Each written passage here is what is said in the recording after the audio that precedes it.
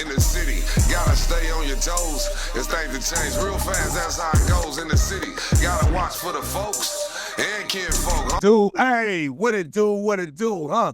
What it do in the city, and that's what it do. Bo-Roc, what it do? Hey, what it do in the city? Hey, people, I'm Mr. 10. I'm Cousin Slick. And if you don't know it, now you do know it. You do know that. Boom! Man, it's another episode of What It Do in the City, and I got my friendly partner up in this motherfucker, not so friendly sometimes. Sometimes he be so serious, and you don't know, now you do know, the Long Beach native, the superstar, Dub Sack, you know what I'm saying? Summertime in the LBC, the voice of motherfucking Long Beach. Bo-Roc in the building, make some noise! Yeah, man. Man, it's a pleasure to have you here, Bo.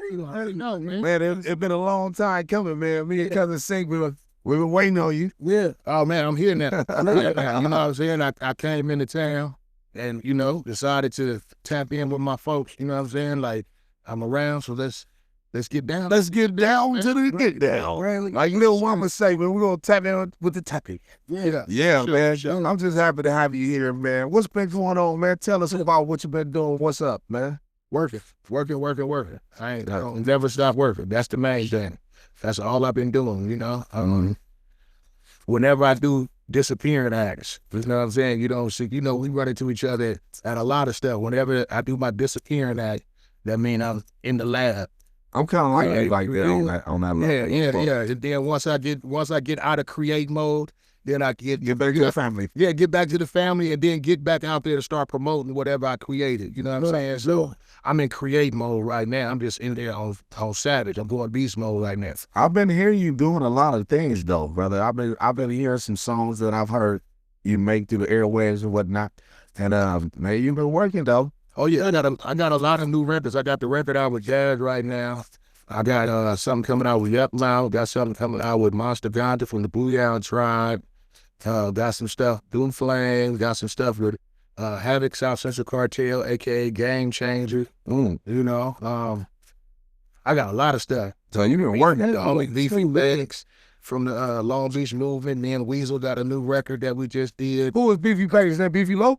No, Beefy Banks from the Long Beach movement. Okay, I'm not him. Yeah.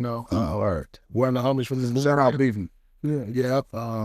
Both of them. Like I said, Weasel Low full of dirty OGs. I'm just working, man. I'm just working, and I'm really just getting started. Nah, I already know, man. You're so creative, man. And whenever you touch the mic, man, it's such a blessing to hear the soulful sound from you and that ghetto sound.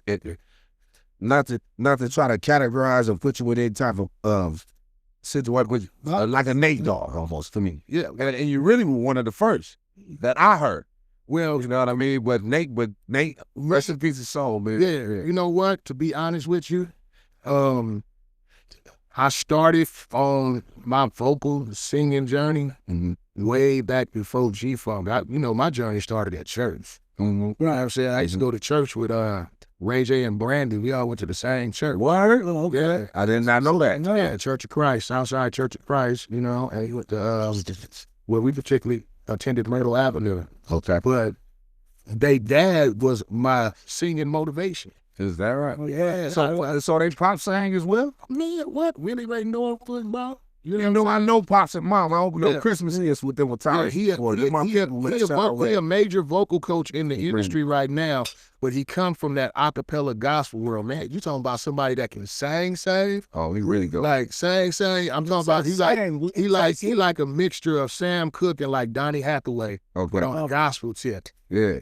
Like he was a whole different animal. You know what I'm saying? So I grew up really idolizing him as a youngster. You know what I'm saying? And that was my motivation. I was about to say, so safe to say, he been like your musical influence. He was my musical influence. You know what I'm saying? From, like I said, the early days as a youngster in church. You know what I'm saying? Now, as far as actually cracking off in the music industry, then that Nate Dogg did that first. You know what I'm saying? Rest in peace to the homie. Yes, I tell people this all the time.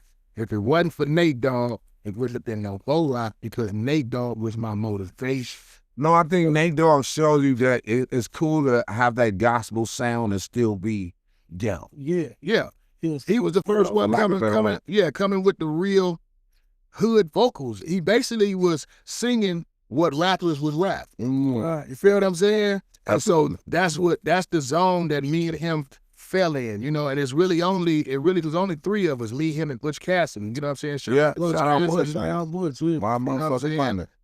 And you know, I gotta get Butch up here too, man. Yeah, not taking nothing from the homie LV, because LV was a big motivation, but LV and Coolio thing was LV too, bro. Yeah, that's my partner. Yeah, they was in a different strategy with that Gangsta's Paradise. Yeah, they had already catastrophic. They was catastrophic. Yeah, they was out of here. Yeah, they was in that movie soundtrack. Yes, you know what I'm saying? Yes. So you know what I'm saying? Because of that, nobody really got off into, you know, LV's personal music, because that record was so big.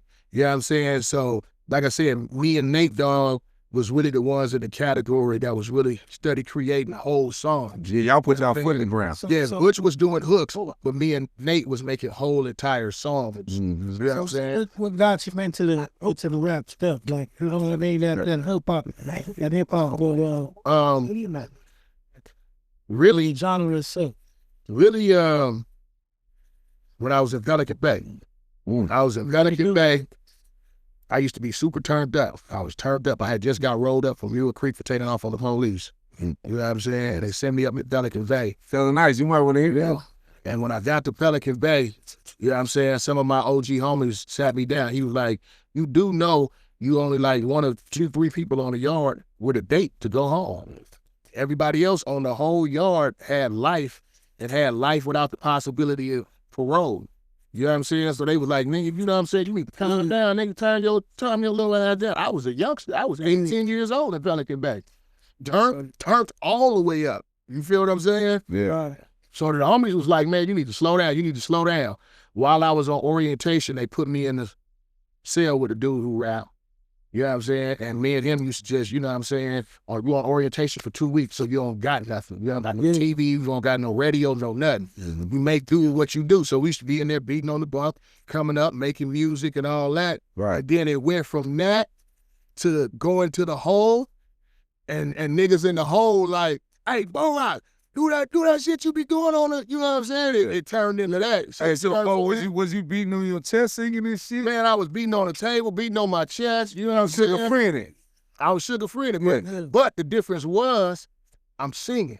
Yeah. That's what I'm saying. I'm not rapping. Yeah. You feel what I'm saying? Yeah. I'm singing the oldies, you know what I'm saying, and all that. I'm rapping when I get in my cell. Yeah. You know what I'm saying? With the other homie I'm in the cell with, we rapping in the cell. And this is in Pelican Bay. It's in Pelican Bay. Yeah. When I paroled from Pelican Bay, no music aspirations. You know what I'm saying? My boy Two Scoop from the Dove Shack, you know what I'm saying? And shout out to Miles. That was gonna bring him up. Go ahead. Two Scoop is the one, you know what I'm saying, who convinced me, you know what I'm saying, you need to get on this music shit for real and get serious about it, you know? And we did for a hot second, you know what I'm saying? Got with an independent lady named Bonsoir. Shout out to Bonsoir, the first one that really put Dove Shack on, you know what I'm saying? That's a OG Turtle from Compton. Rest in peace. I remember him. His sister, one of his sisters, you know what I'm saying? Or at least that's what she used to tell us. But she was up. She was silly. Yeah, she was up. Her chili bone full. Man, listen here. Bought a whole apartment complex on Artesia off of Lakewood Boulevard and turned the whole apartment complex. The first part of the complex was a clothing store. The second part was a barber shop. Niggas like, hey, ho. The back part was a studio, and the whole top apartment, she had all the walls knocked out in between all the apartments and turned into one long apartment, like 4 apartments into one apartment. Like she was up. Niggas, I'm so y'all heard say y'all. We like, man, we on. Yeah, nigga, we on. We on. Until the homies that did Summertime in the LBC, until they seen them contracts. Took them contracts to their lawyer. And they was like, nigga, what the hell y'all something? You like the TOC, yeah, this and this. Yeah, cause she was like, y'all niggas ain't gonna see a dime off of nothing. Yeah. We immediately went back to her like, man, Tori went through some shit like that. We had a fool named Mydell with us, man, and I call a nigga Lydell, man. Spread up and down like a push-up, man. The nigga was a good nigga, man, but we introduce you to some people and we get you up in these big old offices, nigga, and then you poop on us. Type of shit. So I get it, totally. You know, that's crazy as fuck. We got out that situation, and then I'm back in Dago. I'm in Dago, Slanger had a spot on 60th at University. Over there traffic, getting to the bag, and Two Schools called me and told me, Lawrence, you wanted us to get on his album, you know? And I came down, jumped on his album with This Is a Shot, and the rest is history. Yeah. So this is how y'all came with the Dove. Before I get into that, how did you guys come up with the name Dove Shack? Dove Shack. Y'all, let me introduce y'all to Deuce the Dove. That's hard. I need one of those, bro. When you get a chance, bring me. Yeah, we got different ones. You get them at the DoveShack.com. You know what I'm saying? This is Deuce the Dove. Yeah. The Dove Shack, it was our spot. It was a dope spot. It was the kicking spot. It was a spot where we threw backyard boogies at. You feel what I'm saying? Just imagine like how you got it here, but having the garage. Yeah. You know what I'm saying? But we turned the garage, and it was C-Night grandmama house. We say night. Shout out C-Night. Rest in peace, C-Night, my bro. He put the carpet on the garage floor, had the couches up in there. Y'all was in them. Yeah, we had the old school bar up in there with the house stereo, but we had the Sam Vega 15-inch speakers, car boxes. Yeah. So we used to throw parties. You feel what I'm Bump off saying? the car speakers. Yeah, bump off the car speakers. You know what I'm saying? That's what people knew the Dove Shack for. The Dove Shack was a location. Okay. You feel what I'm saying? Before it became a group, it was a And location. a group name. Yeah, you know what I'm saying? Yeah. No, at that time, we was Big Nuts. That was the crew name, and C92 School rap group's name. They was 3 Deep with the homie Scrap. Yeah. You feel what I'm saying? Yeah. And we was just the Big Nuts crew. And the Dove Shack was the spot where the Doves kicked it at. You know what I'm saying? We from Long Beach, we from the Dove, we from the same hood. You know what I'm saying? So that was the Dove spot. That's hard. Yeah. That's hard. You know what I'm saying? Y'all was big nuts before the Dove. Yeah, we was Big nuts. Go ahead. Big Nuts. And then as we progressed into the music thing, you know, we went from the Dove Shack being the spot to us being the Dove Shack. You know what I'm saying? I think Dove Shack weren't better than the Big Nuts. Yeah. We were doing it. Even though it makes sense. Yeah, it was the Big Nuts crew, man. Yeah. No, still. Yeah. But at the end of the day, though. That's still the name of our publishing company. You know Oh, what I'm saying? wow. So it makes sense. So it makes sense. But at the end of the day, go ahead. One question I like to ask, man. You know, when you got into the industry, like say before Lauren them hit you and shit. When did you realize that you could really fuck with all these other niggas? You know what I mean? Who was signed and putting in work? You know, because you know, like we all get in our spots or whatever, and we do what we do. We kind of knew it early because the Dove Shack was a freestyle group. Okay, we had a homie named Chucky Miller from Long Beach. You know what I'm saying? Him and the homie Leonard Russell. You know what I'm saying? Shout out to them. Both of them former NFL players. Leonard Russell, Yeah, you know what I'm saying? They had a popping club in Long Beach called Cannons. You know what I'm saying? And Cannons used to bring in all the big popping stars at that time to come perform. So our thing was we used to go down there, and anybody you brought to perform, we want to battle them. That was our whole thing because we was a freestyle group. So y'all was singing because you rap too. Yeah, rap and people don't know. But we freestyle. And what I mean by freestyle, we freestyle as far as making our lyrics up right on the spot. So I'm talking about, you know, that was a big Long Beach thing. Snoop did the same thing. Yeah. It was a big Long Beach thing. We talking about your shoes. We talking about your hat you got on. We talking about what's going on. You say something to us, I'm going to take a piece of your lyric and put it in my rap and put it back on you because we making it up as we go along. That's crazy because I'm from that era too, B. Yeah, you already know that. So we created problems for a lot of people that came to Cannons. You know what I'm saying? So the homie Chucky Miller was the first one that was like, man, y'all, you know what I'm saying? I want to manage y'all. Like, y'all got it. Yeah.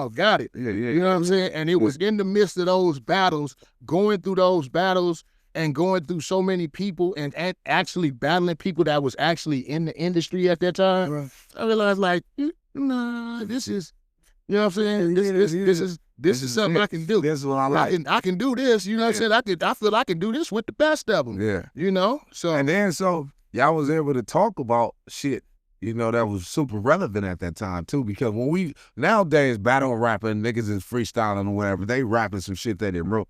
So at that time, we were rapping about, like you said again, everything you had on from the flow to the act. That's what freestyling was. We was what people know Supernatural to be. Absolutely. You know what I'm saying? Absolutely. Yeah, shout out Supernatural. You know what I'm saying? He was a lot of our motivation on the West Coast, and especially out of Long Beach, coming up with them lyrics off the top of the dome. Super from Long Beach? No, he's not from Long Beach. That's my guy. We was into that whole style of what he was doing. Yeah, coming up off the dome. You know what I'm saying? That was freestyling us. Let me tell you, inside secret.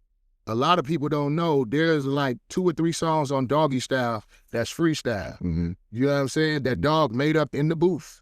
Right. You know what I'm saying? There's 2 or 3 songs on the actual Dove Shack album. We got a song on our album called Freestyle. For our fans who know, that is really what that is. We turn on the mic and we finna go in here and just come up with whatever we come up with. Whatever come off. Whatever come off. Whatever. So that's kind of like how the youngsters do today, how they go in there and just do what they do. Yeah, but they punch. Yeah, see, the difference is they come with a hot line, then they punch, and then they go back. They go back and pick up from that hot line. Yeah, we had the 2-inch reels. Yeah, we had to do it.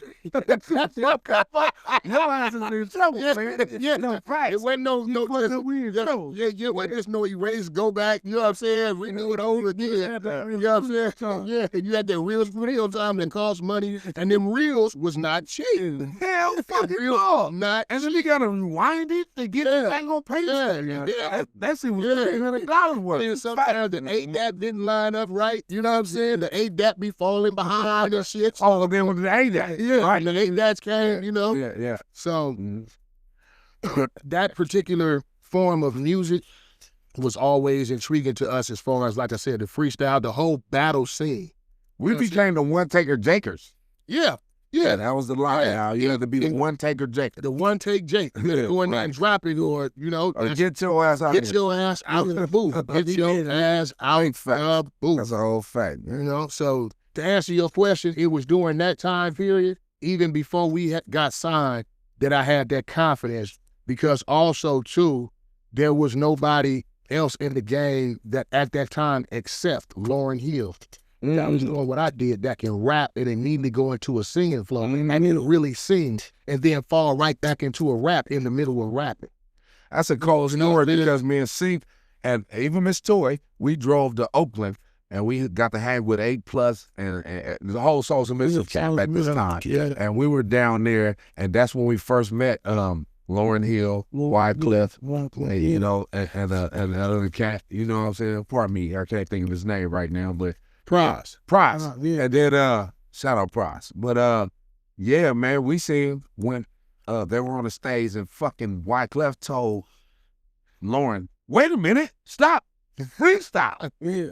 I don't know if it was a part of their show, but I felt like it was. Now here they fucked it up though, because Lauryn was fucked up, Bo. And then she bust. I think she can freestyle. No, she did. She did her shit. But Bo, he paused her because she must have been into a verse transition or something. Yeah. You understand what I'm saying? Well, go ahead. Yeah. And that's ironic you say that because that's actually, you know, Chris Lighty, rest in peace. Shout out Chris. That's what I remember him telling us that's what we reminded him of. We sort of resembled a West Coast Fugees. You know what I'm saying? Right. Because we was blessed enough to get our deal without no demo, without shopping, no none of that. Def Jam heard us on Warren G's album. They like, and said, we need them. We want to sign you. Yeah. You know what I'm saying? So that just opened up that door, you know, to where, you know, Paul Stewart and them end up reaching out to us, you know, contrary to popular belief, contrary to what was recently said on the podcast, you know what I'm saying, by Mr. Warren G. You know what I'm saying? It wasn't Jam Master Jay or a phone call from Jam Master Jay to Warren G that put the Dove Shack on. It was a phone call from Paul Stewart, the same person that put Warren G on, the same person that put Montel on, same person that put Cool Shout out all these guys. You know what I'm saying? The same person that put South Central Cartel on. You know what I'm saying? DJ That's crazy. That's crazy that you said that, man, because I was going to dig into that, man. My next question, Bo, not to cut you off, brother, was how has you and Warren's connection and how you guys bubbling together today? Because, you know, Warren's still Warren and you guys are still we're not. Dub Shack. Oh, you're not? We're not. Wow, what's going on with that? If you recently the brother did it started with, because I personally love Warren. I do too. Yeah. Okay. You know what I'm saying? I will always be indebted to him. I will always be grateful to him for the opportunity that he gave us. You know what I'm saying? I will always cherish the moments to where I was under the impression it was real love. Mm-hmm. You feel what I'm saying? Between us, genuine, you know what I'm saying, friendship and all that. But then, you know, I don't know what happened. Certain things started happening. There was a particular incident. This is way back with the Puff Puff Pass tour. Mm. You know what I'm saying? Some years back, you know, and, you know, the brother was performing our song, Summertime in the LBC, as part of his show. And you guys weren't invited? No. Well, when the show was initially put together, Mm-hmm. We were told that we was going to be part of the whole tour. Mm-hmm. You know what I'm saying? We actually went to bat for Bobby D, you know what I'm saying, with some people out of the Orange County, out of the observatory for the Summertime in the LBC Festival. Okay.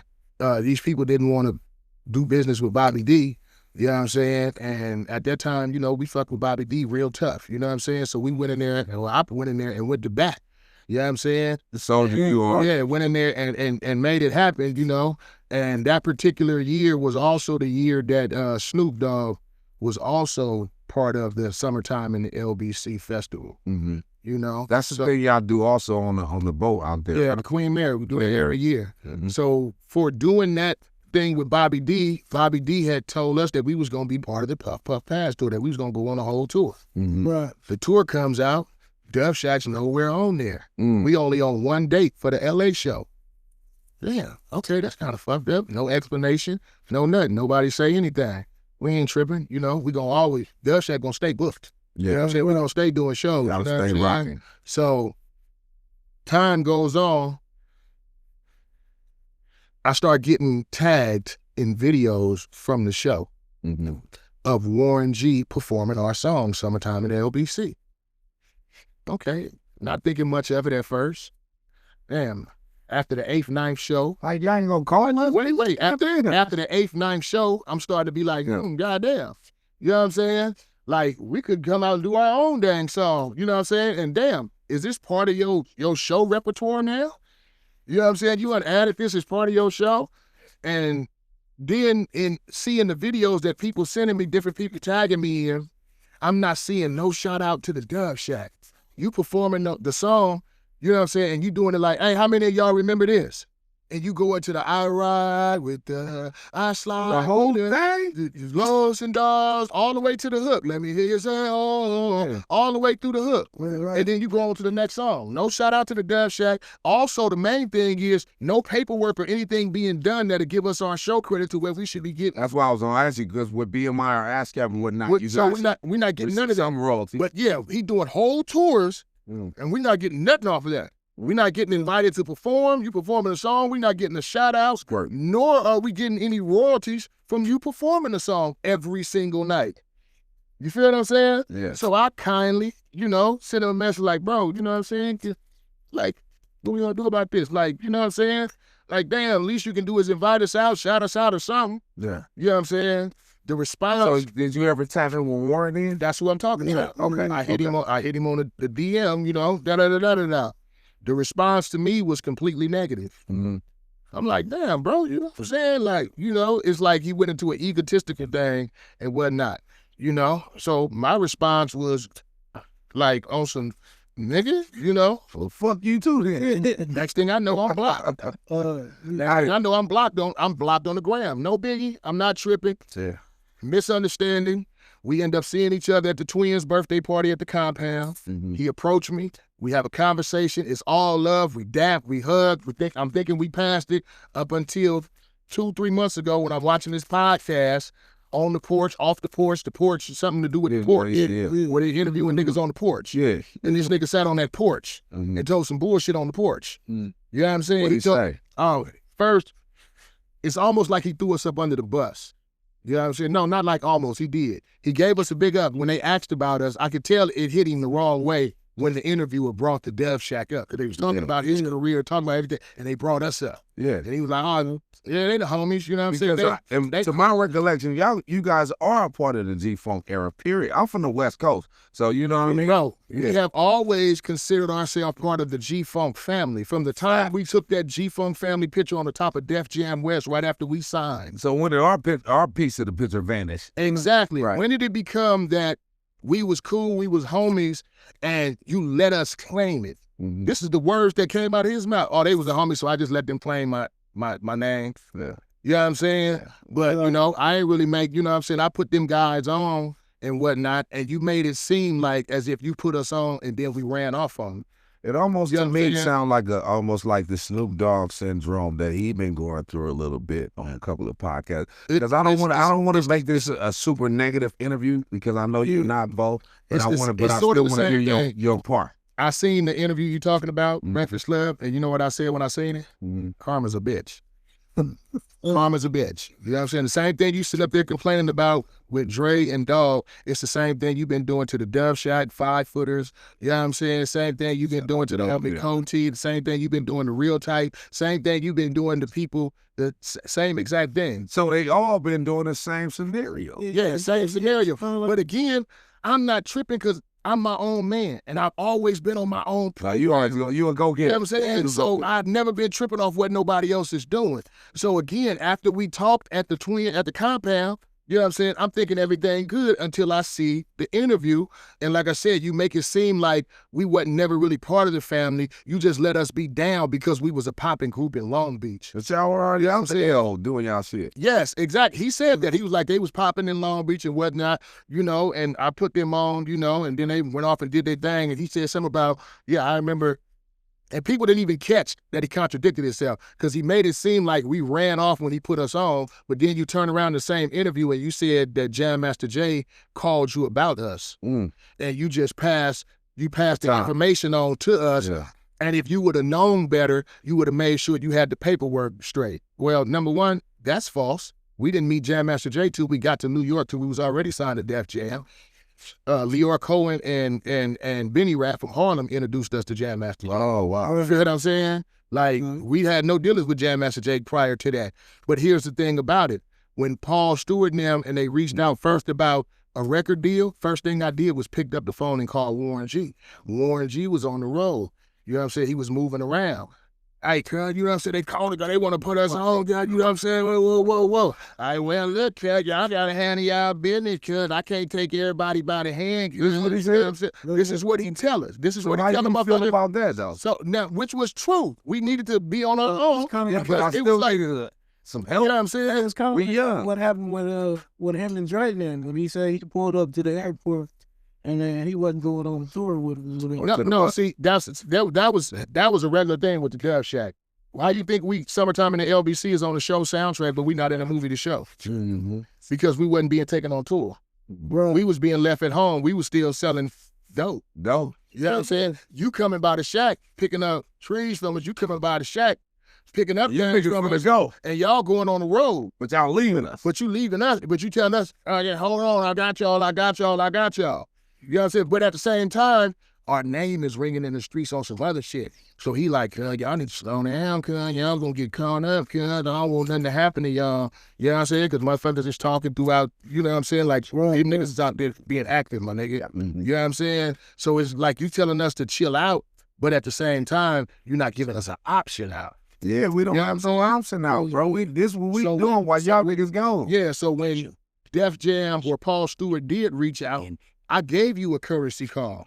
You told me out of my mouth while I was standing on Earl. I remember where I was standing at on Earl Street when you told me that we needed to handle our business and we gotta be men and step up. We gotta get us a lawyer, and you know what I'm saying, y'all gotta handle y'all business. So that's what we did.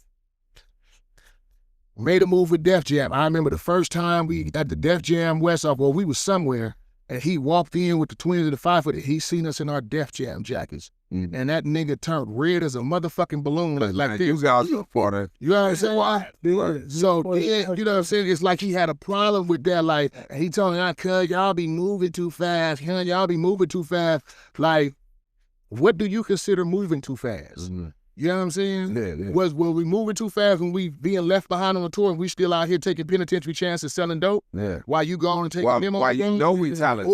Or are we moving too fast when I got that call from Paul Stewart and I called your motherfucking phone? So You rush me off the phone. You try to give him. I gave him that courtesy call. Right. And this is where I have a problem with, because you've been trying to paint the picture all this time as if you gave us an opportunity, then we went behind your back and signed a deal with Def Jam as if you didn't know nothing about it. And you knew off bat about it because I called your phone. But you don't want to admit that. Instead, you tell a bald-faced lie and say that Jam Master Jay called your phone about us. You know what I'm saying? And then, you know, you opened up the door, and if you would have known. There's no validity in that, though. There's no validity in that whatsoever. None whatsoever, bro. You know what I'm saying? And like I said, up until 2025, 2 months ago, I'm thinking everything is good. I'm trying to hit this dude about doing some music. We trying to line up a tour. Let's do a G-Funk tour. Warren G, you be the head. You know what I'm saying? We bring the whole G-Funk family. Let's do a G-Funk family reunion tour. You know what I'm saying? I'm out searching for investors to bring something to the table to him and whatnot. And next thing I know, I wake up one day and I'm getting tagged in all these tags. I'm getting tagged. Tag. I'm like, what I'm getting, what, why, what this nigga said? Yeah. So I had to watch the damn interview. Yeah. And then what the fuck this nigga said? Let me see what he said, because why is everybody hitting us in the thing? And it's like, damn, nigga, you gonna like throw us up under the bus like that? Nigga, we wasn't really G-Funk family, you just let us claim it? Yeah. Like, what you mean you just let me claim something? My nigga, you ain't even built to let me claim nothing. You're not even built like that. You're not built nowhere to say you let me claim nothing, not me. And damn sure not C-Night, rest in peace, nor Two Scoop. You know what I'm saying? You used to come to Two Scoop to get your protection. You know what I'm saying? You come around to you. Yeah. You used to come to Two Scoop to get your protection and come pick it up when Suge had you nervous and whatnot. You was coming by the shack to that was my next question, nigga. Because I don't want to stick on that nigga too tough, man. But I heard you been holding your motherfucking name down in that penitentiary, man. Oh, yeah. What's going on with that, man? You keep falling in that motherfucker, or you that was back when, man. That was back when. What's going on with that? I did have a small stint, if anybody remember. I did go down in '98 for a high-speed chase, being a passenger in a high-speed chase. I remember that. Yeah, so, you know, I did go back to the PNN, and again, when I'm in that zone, Bo-Roc Dove Shack set aside. I'm Bo-Roc from Long Beach, Eastside rolling. Period. Feel what I'm saying? Period. Point blank. And as that, anybody who know me, you know, any of my homies know that's all go mode for me. I'm go. Yeah. I'm go. Crash. No, I know you sometimes. You know what I'm saying? You know me, you ride. Yeah. You know what I'm saying? The police, they used to call me OC, man. That's the name that the police gave me in jail. Hey, nigga, I remember one time. It was like, I remember I used to have this game, and I'm up at Torrance on 100, what was that shit? 200 and what? 208. I had this game that lived on 204. I just left this nigga, man. I'm laying up in the bed watching the fucking shit, and this nigga, and it's Bo-Roc on the news, girl. I'm like, that's my nigga. I'll never forget that shit. I'll never forget it. But big facts though, and then I still pick this nigga up for this day and ride with him like I'm a jank ass or something. But my nigga was so cold, he was on the road, that nigga bounced out on their ass and did his shit. You feel me? This is not a motherfucking made up story that these young niggas is doing today and all that old shit, man. Big, you did that. They actually used my high-speed chase at the beginning of Will Smith movie, Enemy of the State. Oh God, they did. I remember that too. Yeah. What's going on with you on the shit? Nice. How you watch it, nigga? Oh, nothing. I just, you know, I've been having a bone to pick with him. You know what I'm saying? Shout out to the homie Big C-Style. Shout out C-Style. That's my nigga. You know what I'm saying? Should know, or he may not know, you know what I'm saying? Big C-Style protected him for a long time for me. Mm-hmm. You know what I'm saying? There was many a times that I've tried to get Big C-Style to give me a location. Mm-hmm. You know what I'm saying? I had some personal... The nigga ain't punking me. No, what it was is I did a bunch of music over there when I used to go hang out at Can-Am Studio with Dog and all them. Yeah. You know what I'm saying? And some of that shit was put out, you know what I'm saying? Like, he wasn't given permission to use the vocals, but he did anyway. And I understand you might say, he's saying, fuck Def Jam, I don't give a fuck about them. Oh, yeah, because that was even the thing with Warren, too. Yeah, see, but my thing is, nigga, I take it as you saying, fuck Bo-Roc, my nigga. Because this is my vote. This is my vote, my nigga. I don't give a fuck about Def Jam, nigga. Right. You don't take my shit and use my shit without getting the green light from me. you know, regardless of whatever the case may be. So that was my first little bone to pick with him. You know what I'm saying? Because I always knew he was a buster. You know what I'm saying? When I was in Pelican Bay, you know what I'm saying, I was right next door to China Dog, Marcus Nunn. You know what I'm saying? Shout out to Big China Dog from Ludas. You know what I'm saying? Yeah. Everybody know that's one found. That was my nigga, my next door neighbor while we was in Pelican Bay. You know what I'm saying? And he the first one, when he first, I think it was Deep Cover video came out. And 187. Yeah, we used to watch BET in Pelican Bay. Okay. They used to have where we used to watch Colorado TV. They wouldn't let us watch Los Angeles TV. They had the satellites pointed to Colorado because they didn't want us to see nothing on the news about gang shit or nothing like that. Oh, that's when it was like section, like it's gonna do for wherever we are. Yeah, for wherever you at. So Yeah. BET was Colorado BET, and they was showing Deep Cover. And I remember one day, me and Bouncer walking out the cell, and he stopped us. He was like, "Man, hey, that's your homeboy. Y'all know him." And it was a Deep Cover video, and his exact words was, "Yeah, they messed with one of my little bitch ass homies." That was how, you know what I'm saying. And in this environment that I'm in the penitentiary of Pelican Bay, At this what a time. solid nigga word is about you is what I run with. Right. If a nigga, my nigga solid, he was one of the homies. I take it as his word on surface because I know you as that's a solid nigga. Right. But if you address that nigga as a buster, me knowing you being a solid nigga, then I know for sure that nigga's buster. He's a buster. You feel what I'm saying? So that was always my outlook on dude. Through all this stuff he was doing, I always looked at it as kind of goofy. Like, damn, this nigga's goofy than a motherfucker. Because you already had an outlook. Yeah, I already had an outlook and I already knew you trying to prove something. So to once the- you finally to the met nigga. personally, how did you feel? We had an incident, my nigga. He was supposed to be, Big Style had plugged something up. We were supposed to be going to Scott Storch house. Suge had us meet us at Roddy Jerkins' studio. And at this time, Suge and Big U was doing business. You know what I'm saying? And we sitting, me and Style go be at Roddy Jerkins' studio. Mace is up in there. Roddy Jerkins up in there. Roddy Jerkins' wife is up in there. And we all sitting around. Next thing I know, I see Rodney jump up and like move out the way of the board. You know what I'm saying? And Suge try to like jump up and like grab him. You know what I'm saying? Grab Rodney? Try to grab Rodney, and Rodney backed his chair all the way up like, "Oh no, you not gonna grab me." Yeah. Soon as that happened, Rodney's wife starts screaming. "Ah!" She pregnant, like 9 months pregnant. So immediately when I see what's going on, I turn to Big Style. "Hey, cuz, what's up with this, cuz?" Like, and she talking about call the police. And I'm like, "Hey, no, it ain't. Hold up. It ain't no need for all that. Y'all trying to do this? No, it ain't no y'all. It ain't no y'all. Number one, I'm not part of that. You know what I'm saying? So don't do the y'all thing, man. You know what I'm saying? So I tell Style, "Hey, cuz, you talk to cuz. Yeah, what are you Like, doing? like, cuz, nigga, we didn't come up here for this, cuz. You better say something, cuz. Cuz, I'm gone, Style, cuz. Go outside, my car towed. Wait a minute. So you stayed in there long enough for your car to get towed? Car get towed, but we park where the nigga told us to park at. Car get towed. I'm looking, oh my goodness. He slid out the back door when all the commotion going on, Suge. So this kind of where you first sensed the weaniness of it. The wind is on. Yeah. So I tell Style, I'm like, cuz, you better get cuz on the phone, cuz better come get the car off the impound, my nigga. Like, you know what I'm saying? Cuz better pay for that, my nigga. He gonna pay for that. Get that car off the impound. He got us up here on some bullshit. Style trying to, you know, Style getting him on the phone, but Suge trying to get the runaround. You know what I'm saying? He done pulled off and whatnot. Just so happened the homie Malik, you know what I'm saying? Malik was rolling by. Malik Lee, no, it wasn't even Malik Spielman. Malik Black? Yeah, Malik Spielman. You know what I'm saying? Yeah. You know, straight from the streets. Yeah, Malik. yeah. He rolled by, he ended up scooping us up. We jump in the Range Rover. He say something about, "Oh, I just seen Suge at the comedy store on Sunset. Let's go." Let's go. We shoot up to the comedy thing. He gone by the time we get there. I'm hot. I'm boiling. Nigga on site. If I see him, I'm finna crack off on this nigga. Style see Mike Epps. Mike Epps see Style and immediately like, "Oh, Style. Yeah. And they go into their little thing and start chit-chatting and whatnot. During that time period, Suge called Style back and he say something about he at the McDonald's on Santa Monica. Okay. I'm like, "Cuz, let's go." Style, "No, I'm gonna go. I'm gonna gonna go by myself and go grab the bread." Yeah. You know what I'm saying? So Style went and grabbed the bread for the impound and whatnot, you know what I'm saying, from a nigga.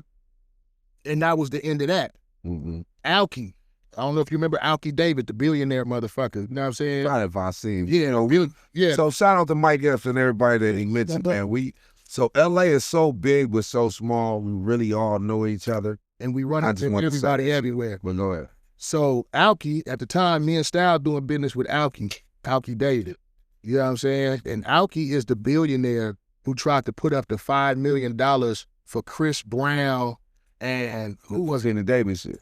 no, for Chris Brown and somebody else to fight. I think it was Chris Brown and Soulja Boy. Oh, you talking about for the yeah. Yeah, he had- celebrity boxing. Yeah, he had to film on TV, so he was gonna put up $5 million for them to do the celebrity boxing shit, right? Mhm. Anyway, that fell through, right? Mhm. He heard me in the back one day talking about Suge and whatnot, you know what I'm saying? Everybody talking high. I'm like, nigga, that nigga, he ain't never, you know what I'm saying? I ain't never looked at him like that, whoop-de-whoop. Told him about I go off about, you know what I'm saying?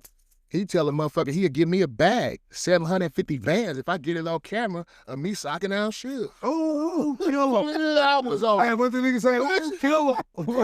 I went, hold on, listen, look. Hey, nigga, I'm looking for Hey, look, Style, Say, looking for this guy. Style the homie Style used to come pick, bus. hey, Style used to call me to come pick him up in an expedition, right? Yes. I used to go pick the homie Style up and take him to go meet up with Suge. You feel what I'm saying? Yeah. When I started on that mission, that nigga was not trying to give me that location. He was not trying to have me go to no more. He was meeting up with Suge. He wasn't trying to have me go to none of that shit. Because I'm like, nigga, I'm finna pound this nigga the fuck out, nigga, and get it on motherfucking footage, nigga, and go collect this goddamn bread from this motherfucking eccentric-ass billionaire crazy motherfucker Heard. who want to pay a nigga to sock a nigga out. Hey, that's why I knew we're getting you on this motherfucker. Yeah, like a baby, man. We gonna kill him. Right, guys, don't go on. Hey, man, we got too many stories even just together, man. Boy, just elaborate on one of them, man. Oh, man, Hey. we got so many stories. Hey, together. B, what you think about the diss tracks and the industry now and what's going on with that? Is it like how they used to have with the Kumo D's and LLs, or today with all the violence that's going on? What you think about that? Dissing is part of hip hop. You know what I'm saying? Now, the other part is understandable as far as the retaliation that some might have when people get to talk crazy. And the reason I say that is because, like I was telling you earlier, Dub Shack always been a battle group. But I never, ever had the desire to get on the battle rap scene. Right, yeah. Because what comes out of niggas' mouth, oh, nigga. Sometimes it's permanent. Yeah, when it's over with, it's gonna be over. You know what I'm saying? And I seen myself with an L. I honestly seen myself sitting in jail doing life. Gotta knock somebody down. You know what I'm saying? I seen myself with some of the stuff that come out of these dudes' mouth. Especially with that smack shit. Yeah, the smacks, Yeah. that type of shit. Yeah. I be doing the L, my nigga. Yeah. Bottom line. Got me fucked. You know what I'm saying? Because I'm cool to rap, nigga, but you got me it's cool to rap you, but you say the wrong thing, you know what I'm saying? You talk about dead, like any of that. You know what I'm saying? And we have never been on that. The Dub Shack, even if you look at our old album covers, when we first came out, we put it on the inside of our album cover in the credits that we didn't have no beef with nobody and don't diss us or we gonna run into you somewhere. Because So that was the dope fuck. yeah, that's in our album credits at the bottom where we give our shout outs at. Compliments to excellence. The reason why, because we never was still there. look, we never was into the East Coast, West Coast beef, no none of that shit. You feel what I'm saying? Right. That in that aspect, you know, they talk about recently how Pac was hot at Snoop for the position Snoop took. Right. But we all took the same position. We from East Side Long Beach. I'm from East Side Long Beach, rolling 20 Crip. You feel what I'm saying? Right. Ain't nobody from New York did nothing to none of my homeboys, so what the fuck I'm worried about them niggas for? You know what I'm saying? I got niggas that's really riding around the block trying to dump the homies out. I was down feel by what I'm that. saying? What you think about the state of hip hop? It's sad. It's sad to be honest because unfortunately, I wish, you know what? When you ask that question, you know what I wish? I be wishing Nip was from Long Beach, my nigga. Nip, Yeah. shout out, rest. You know what I'm saying? That was my Why you nigga say that? like that, rest in peace. Because what he did for his neighborhood, what he did for his homies and his loved ones, and the mission that he went on for his community, you know what I'm saying? He's stiff, son. Yeah, he stood up for something. You know what I'm saying? I a lot of times, you know what I'm saying, dream of wishing I was in that position to be able to do things for my city. He talked Yeah, it up, though. yeah, He talked that Yeah, shit. you know what I'm saying? Do Wish. things for my community. You feel what I'm saying? Like I have a thing now called Long Beach Unified, you know what I'm saying? To where it's Long Beach Unified Hood District, you know what I'm saying? I got the whole logo where I took the Long Beach Unified School District logo, but my mission, even working on this new Long Beach compilation, is to unite my city. I want the blacks to get along. I want the Hispanics to get along. I want the blacks and the Hispanics to get along. I want the Asians and the blacks to get along. The Asians and the Hispanics to get along. You know what I'm saying? The Islanders and Samoans to get along. We should be Long Beach. We should be like how Atlanta is. We should be how people, we are a special city. We are the home of Billie Jean King. One of the greatest. Long Beach is definitely special to me because you guys have your own section, really.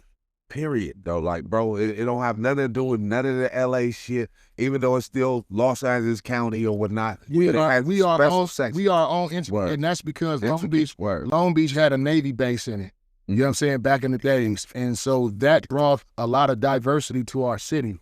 That's how you got the Cambodian community, the Filipino community, the Samoan community. That's just like Brooklyn and Harlem, where they got all these different nationalities. That's how you got that. And then you got a gang of people from the South who daddy was in the Navy, people from here. And so all that migration, Long Beach is like a migration city. And all that is what came together that made all of us, that made Snoop, that made Warren, that made the G-Funk sound that we got from Pomona and made it our own. You feel what I'm saying? Yeah.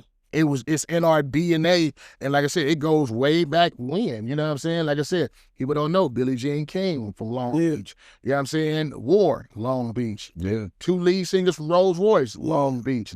Thelma Houston, Disco Queen, Long Beach. You feel what I'm saying? Even racist ass John Wayne is from fucking Long Beach. Yeah, right. You know what I'm saying? They got a fucking airport for it. Yeah, you know what I'm saying? Like, and we're not gonna even talk about the sports players, you know what I'm saying? USA Today did an article some years back saying that Long Beach probably had produced more professional sports players than any other high school in the whole nation. You know what I'm saying? Like, we are a home. Poly put them up. Yeah, Poly has put out more baseball players, football players, and basketball players in the nation. In the nation. That's great. In the nation. You know what I'm saying? I know that. So we have a special city. Our city is special, but nobody treats it that way. Those who are in Long Beach every day to this very day, they know how special it is. You know what I'm saying? Some of the people who moved on, entertainment and in sports, have forgotten how special it is. You feel what I'm saying? So therefore, you don't have a bunch of programs in Long Beach that's nurturing the up-and-coming talent. You feel what I'm saying? Shout out to Giveon. Giveon is from Long Beach, you know what I'm saying? Okay. Giveon is the first homie he's the only person who got a studio in Long Beach. Out of everybody that's music industry artists from Long Beach, out of all the sports players. My nigga was from Long Beach too. I heard he related to me, the skateboarder dude, but he done went to jail or some shit. They was doing his thing. Yeah, he finna get out. Black brother. Yeah, that's what he got. Get out. I heard he related to me. I can't think of his name right now, but a lot of people come up out of that era. Yeah, you know, and so when I look at it now, and I look at the separation. Terry Kennedy. Yeah. You know, and I look at the separation. I look at how the hoods is still not getting along and whatnot, but we got such a tremendous opportunity. You know what I'm saying? And I don't think nobody in the city recognizes it. I know some of the youngsters out there don't recognize it. They don't recognize the opportunities that they have just from being from Long Beach. And the reason that is because you don't have enough people out there letting them know that those opportunities out there. And then you got some of our so-called leaders from Long Beach who not leading Long Beach at all. Even with the name Snoop, Snoop name was a conglomerate enough to show people that they had the buzz to get that shit popping like that. Just like the Dre's out of Compton and the other people so forth, like the Kizzles and whatnot, they came up out of Compton. So the scenario kicked in to where everybody can, like you guys did, don't get it twisted, you, the Warren, the Dub Shack, and its totality and everybody too, though, man. I think so, but that you got to understand something too. That was a different time and a different era when the majority of Long Beach and the majority of West Coast artists got their record deals. You had the industry seeking out. Absolutely. Hey, those are the problems too in Long Beach, not just Long Beach, but in general. Like you said, man, you just named off a gang of names, and these young cats don't know the history. No, they don't know they don't know the history because a lot of times the history is not being taught to them, and in other instances, a lot of people ain't earned being talked about. No, fact. You know what I'm saying? Sweet. You can bring up some. You can go to the turf right now. And you can bring up certain people's name in the turf, and they're gonna look at you crazy. They gonna look at you crazy if you bring up certain names in the hood. You know what I'm saying? Like, nigga, don't nobody give a fuck. You know what I'm saying? That makes it crazy because a lot of OGs right now today, I just want to say OGs, say that like we lost our sense in making this shit happen in the industry right now. Do you agree or not? As far as who is we? As far as the West Coast? Well, I would say the West Coast, but overall, because the youngsters don't really respect us. Well, you know what the problem is? To be honest with you, the problem is not within the industry. The problem is still within our own community. You know what I'm saying? We as a people, you know what I'm saying? We have known long enough what our position is, what our capabilities are, and what we being held back from, and the doors that's open to us and the doors that's being kept closed on us. Mm.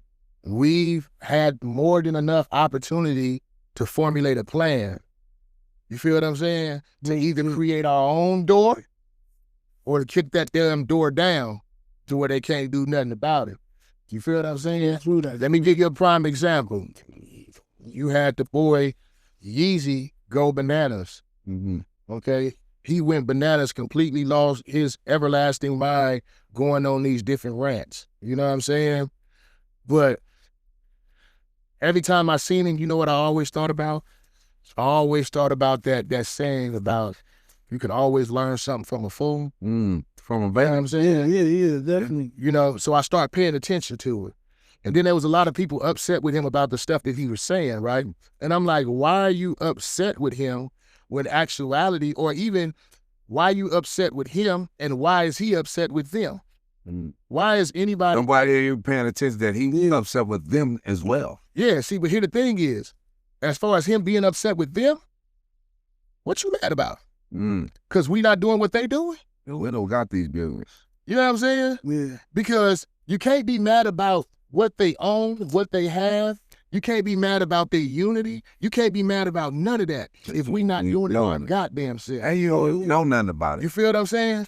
No, but I'm just saying, we as a people, if we're not practicing those same practices as far as us above everybody, don't nobody matter but us. We don't care about being accepted. We don't care about being honored. You know what I'm saying? We don't care about being fair with nobody else. That's that shit they got. It's all about us. No, he had the whole quote about Black Lives Matter. People are mad at him, but it's the same thing. That shit. You know what I mean? I didn't hear you. What's Take it back even further to the Black Panther shit. You know what I mean? They kind of just pushed that shit to the side. You know what I mean? Or arrested them leaders and shit and got rid of them dudes. That was part of COINTELPRO. But we nowadays, you know, I don't use those excuses. I'm on my Michael Jackson shit, brother. You know what I'm saying? I'm starting with the motherfucking man in the mirror. And that and me, myself, I feel that's what the problem is with our community. We don't stand in the motherfucking mirror enough. We stand on the podium pointing at somebody else. And this is their fault. It's racism fault. It's that race fault. It's the police fault. It's the law fault. It's this fault. It's that fault. It's that fault. No, nigga, look in the mirror. Yeah. Look in the mirror, because it starts with one main thing. You can't ask nobody to treat you different than you treat yourself. Fact. That's real shit. You feel what I'm saying? Oh, fact. So I can't go to no other race asking them to respect me more than I respect my own race. And my own people. And my own people.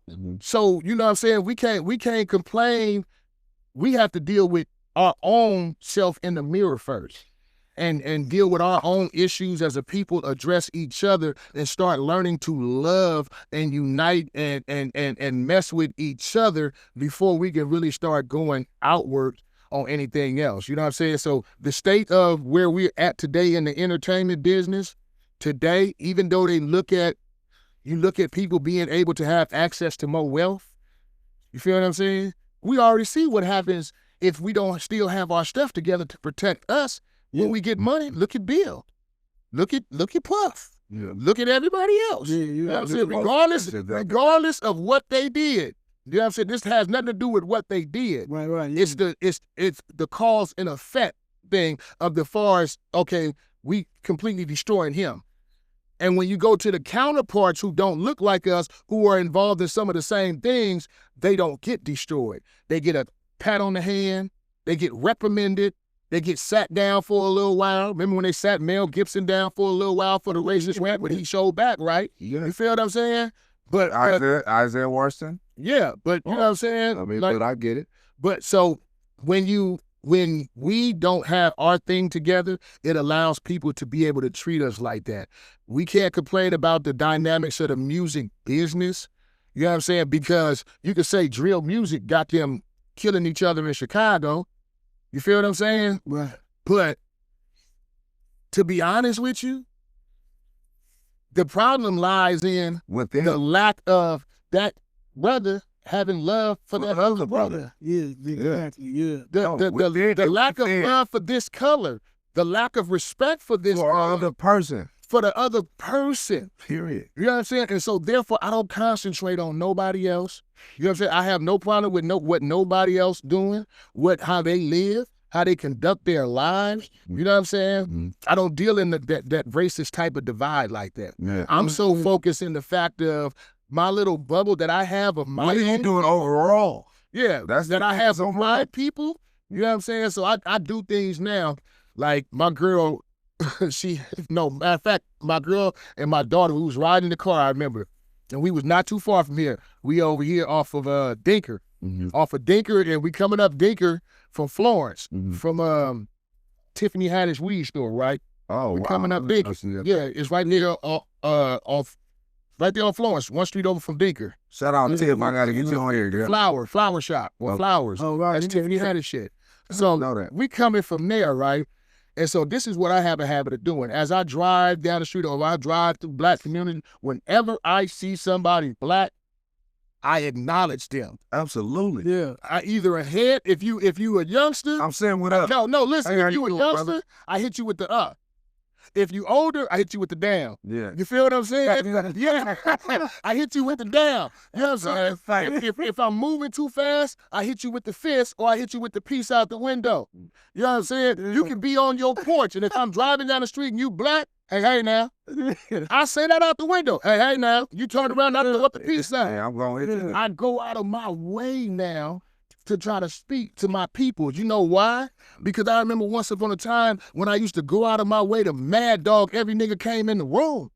Yeah. No, we did. We all did. With that nigga on right there. Hey, where you from? What you think about the robots and what's going on with that right now? Is it a good or a bad thing? Hey, Because some of the things you just mentioned to me today, it leads you to relate to it, and I want to put emphasis on it because sometimes the robots or whatnot is changing it where our narrative go, and it could be a good or a bad thing. With the AI thing, see, here's the thing about it. Tell me what's not good and bad. Everything, this microphone can be used for good, it can be used for bad. right? Your cell phone can be used for good or for bad. Right. This bottle of water can be used for good or for bad. Water drown you, fire kill you too. Yes. So everything in life is that balance, that yin. The yin yang. You feel what I'm saying? Now, where we allow it to go to, because we have the opportunity to allow it because this is a man-made creation. Right. So man has the ability to stifle how far it lets it go. Yeah. Without the proper regulations and things of that nature, it could get very much out of control. I just seen a thing where they did the Snoop video. Mm-hmm. See the AI? Yeah. You see everybody doing the AI faces now? Yeah. They do AI? Yeah. I just had a situation at Dove Shack. Paradise Entertainment tried to sign us. Mm-hmm. You know, we kindly declined the deal because they had a clause in there to where we had to train their AIs. You know what I'm saying? And they were able to use our likeness, our style. It said likeness, our style, and our sound in the training of their AI. Yeah, they just got And somebody 800 million. Yeah. That's how the chick. But he was a small print. He was a small print. See, because I took it to my new lawyer, ChatGPT. Yeah. You feel what I'm saying? and my attorney, ChatGPT, pointed out all the clauses. And this is where I go good and bad, right? Because I have a contract that has something to do with AI, but I'm running it through an AI that's giving me all the good stuff and the bad stuff that's in this contract. See, that's why I tell you that balance is right there. But it would have allowed them 6 years after our deal was done to use our likeness and to use us, our voice and everything in AI. So we was like, nah, they didn't want to take it out the deal. So he like, nah, we're going to pass on that deal because I'm not with training the AI to be me. I'm not into helping a robot become me. Yeah, I seen something on AI with 50. Yeah. The whole little song, was going on. And I'm like, what the fuck, bro? Like, what is that? You know what I mean? For me, I'm not really a big fan of it, as far as especially doing our music and shit, because I'm still here, man. Let me do my music. Pay me for that. You know what I mean? So I can continue to feed my family. You know what I mean? As opposed to sitting back saying, oh, that's dope. That's dope. Yeah, it's dope. To the point where, all right, yeah, cool, but I'm still trying to look down here. Now, see, but here's the flip side to that. Because every artist, when you make your Facebook, when you make your Instagram, what do you make? You make your avatar, right? Yeah. So who's to say you can't make an avatar of yourself and turn the avatar into your own artist of you? Right, yeah. You know what I'm saying? Now think about that. Think about the ability to never grow old making music. If you got an AI avatar out there, your own AI avatar that's out there putting out the music that you wrote, that you created, and that's just you, you don't never go old. You can be here forever. You can be like what they call Daft Punk? Daft Punk? You know what I'm saying? Daft Punk that did the song with Drake, the dudes to be wearing the helmet things on their head. Y'all know them dudes is like 60 years old, right? Right. Yeah, yeah. Daft Punk is like 50 in their 50s and 60s. Them is old men. Yeah, you know what I'm saying? Yeah. So you have the ability to utilize it both positive and You negative. need old as Ozzy now, man. You still, Yeah. Because like I said, I run everything as far as legal documents. I run everything through ChatGPT now. You know what I'm saying? So I recommend that to every, bad. I recommend that to every artist before you just spend your money on the lawyer, not all that. upload whatever contract you get into ChatGPT. It will completely break that contract down for you to the T. Mm-hmm. And this is the good thing about ChatGPT versus Google. Yeah. You can tell ChatGPT to search the internet law books. See, Google, it just searches Google. Yeah. ChatGPT can go actually search libraries. Man, that was a good game right So there. you tell ChatGPT, you know what I'm saying, search all the law books online that you can find and tell me what this means. No, that's a good game. So me and Sink, not too long ago, we went to school for the gas company, and they showed us different, and also governor, but they showed us different little things. That goes for also creating your resume and whatnot too. And that's because what it can put it in proper perspective for people out there. This is just good game. Listen, I appreciate it. You better believe people are using it to write business proposals now. Absolutely. You know, people are using it to put it like this, man. The homie used his ChatGPT about 2 months ago to write a letter to the goddamn judge on his case. Okay? And at least it's presented correctly. Yeah, and it was presented correctly, and the homie ended up getting love on his case to where they end up dismissing his Wow. You know what I'm saying? But, you know what I'm saying? Shout out to my niggas, Shout out. Rush Street. You know what I'm saying? But, you know, Chat GPT, you know what I'm saying? Help niggas. Yeah. Chat GPT can be good or it can be bad. This is You know how what I'm you saying? present So what you the AI thing, so when I look at things like Timberland and all these cats coming with the AI. Yeah, Timberland just did that shit. Now, So let me tell you where I stand at. Personally, I stand on boycotting streaming services for music. personally, I believe streaming services are supposed to be for podcasts and content only. Streaming services should not be We definitely fucked up, B, when we took it away from the personal physical CDs and all. Radio. Listen, let me tell you something, and not to put my business out there, okay? But our royalty checks, Dove Shots, okay? This is 2025, okay? Every royalty period. You know, I'm not going to give you no exact number, but we bring in over 18K every royalty check. Oh, man. I'm searching it from Betting Boy, so I know what you're saying. 18K, not 1,800. 18K, over 18K that me and my niggas split on our royalty periods. From them BDSs and them spins and them actual physical copy sales. Everybody don't know about this stuff, bro. But like when you talk about points, the industry used to give you points on your album. Yeah, the producer get points, the label would get points, the A&R would get a couple of points, the artist would get some points. Now those points can vary in numbers, but it usually it went one. Upon a time, it was 1 cent, I believe. Then it was like 5 cents. And then even once upon a time, it was like 10 cents. Okay? Now, for streaming, you get 0.009% of a penny. And that ain't shit. Per stream. We just talked about this on the last episode. Okay. We said Snoop said some shit about he streamed 1 billion streams and got $4,500. 45,000, but also 45,000. But let me tell you, that's still Snoop. But listen. On the flip side of that, the dude from Spotify came back out and said that it was a bunch of writers on it. He said exactly what song it was. It was for the song with him and Wiz Khalifa for the High School High. Oh, so hard we get we know that motherfucker streamed, but what he didn't mention, it was 10 writers on that song.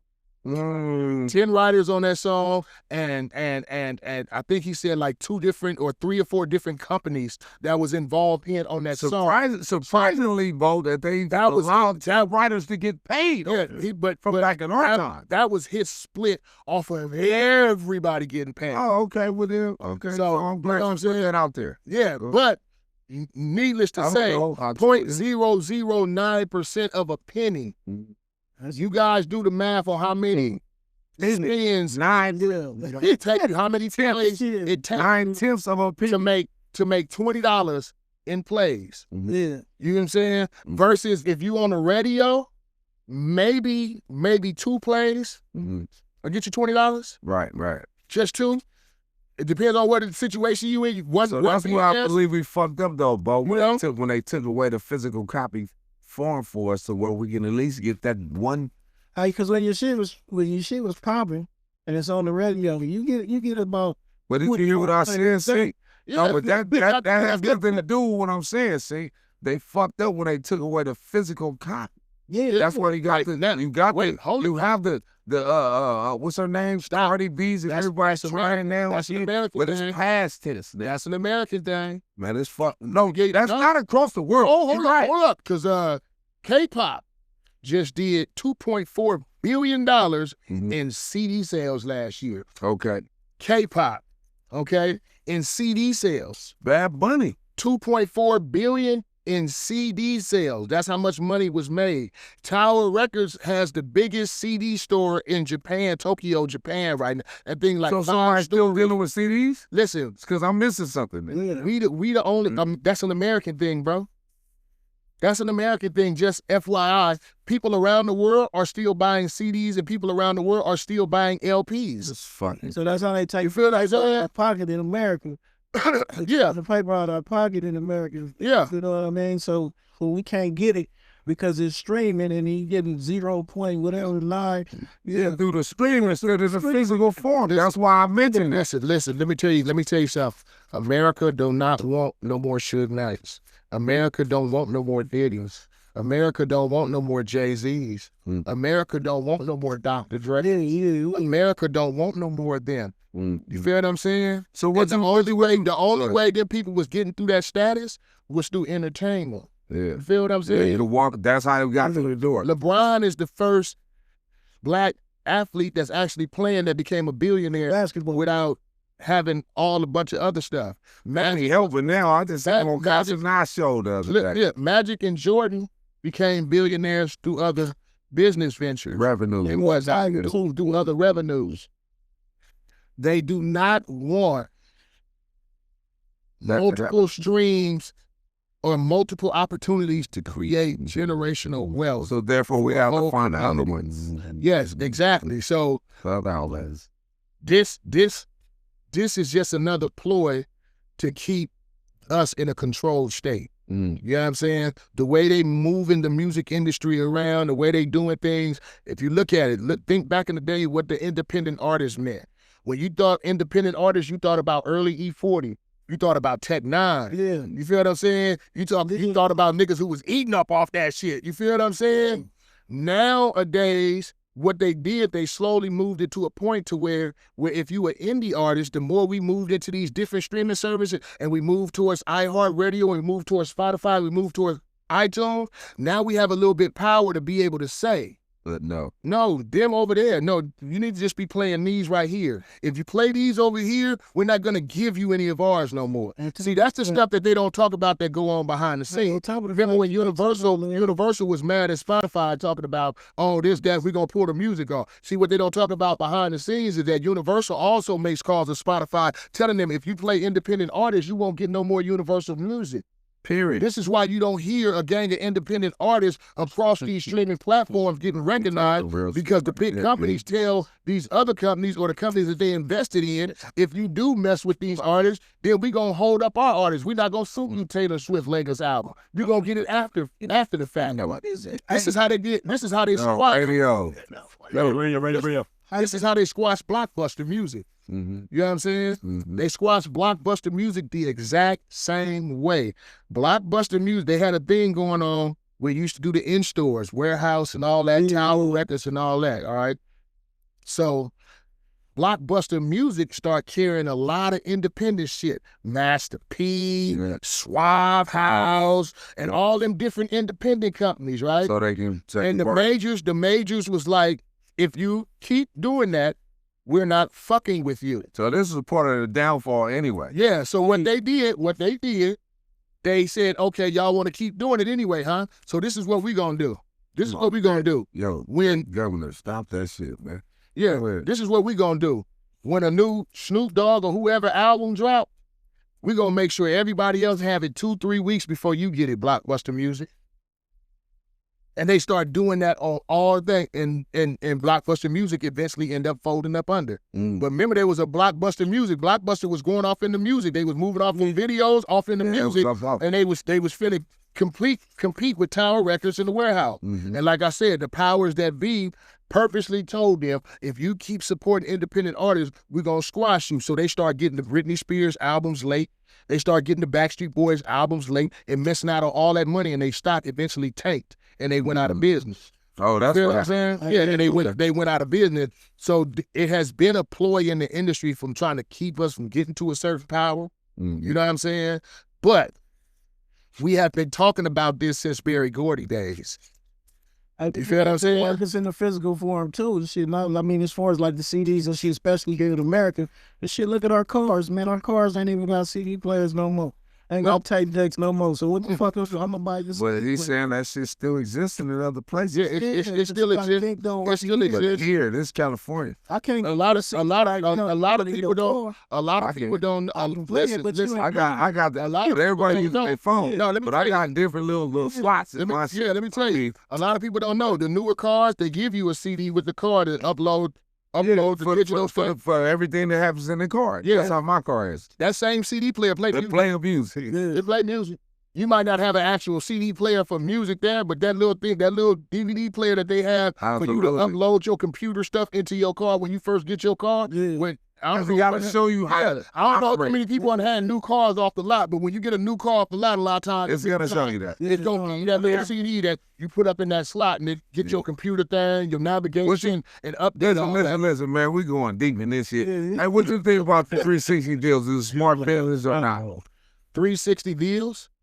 Because the young artists is doing 360 deals and shit. No. Do you think it's smart business? No. Or No. are they getting No. played? No, they getting played. Because when I signed my record deal, when we came in the industry, you know, you from our era. What record labels were eating off your shows? I'm letting you tell it. How often did you? I ain't off for sure. Hey, listen, how often did you do a show then call your label talking about I got some money for you? Yeah. Because I just did a show over here. Yeah. No, Yeah. you don't see none of that. Yeah. You know what I'm saying? You know, Matter of fact, the only way the label you know what the label used to do? Remember promo tours? Yeah. They used to put you on a promo tour. That's the most. That's what we ate. Yeah. So what the fuck? That's why I asked you that, because that's where I ate at. Yeah. Like a motherfucker. You ate on your promo tour. You ate on the tours. They recouped their money back, but we ate. Yeah. The main thing they was doing, they was pushing you out there so your album would sell. Being called plugged in the wall. Yeah, they wasn't worried about eating the money off your shows. Nowadays, they want The money for your likeness. They want money for your merch. They want money for the thing, and they try to blame it on where the music industry has lost so much money. So in order to make up for it, which was a ball-faced lie. Yeah. That was a ball-faced lie just for them to be able to come with these 360 deals to where they own more of the artist. And nowadays, kids are doing that. Yeah, because they seen how much was being made. Yeah. They like, these niggas getting millions on the show. They getting millions off shows. These on the show ain't even telling us. You know what I'm saying? They getting merch. They selling big merch at their shows. You know what I'm saying? Like, and the record label sitting back like, nigga, you ain't sell no albums, nigga, but your show be selling out. Yeah. And your merch be moving like a motherfucker, but you ain't really moving no. And that dynamic has actually happened with a bunch of artists. You know what I'm saying? To where they album sales don't reflect they fan base. Facts. Right. You feel what I'm Man, I saying? say it all the time. Niggas be having 100,000 fucking followers and 5 people at their show.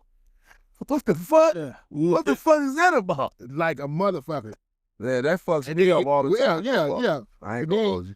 But then you take somebody like a Bo-Roc, who has 7,000 followers, or you take the Dove Shack. And still bring 1,000 people to the Right. show. Take the Dove Shack, who on our page, we might got 2,000 followers. But goddamn it, I'll be damned if we can't get 30,000 motherfuckers packed in by the Queen Mary. Come on, bro. I'll be I'll be damned. goddamn if we can't.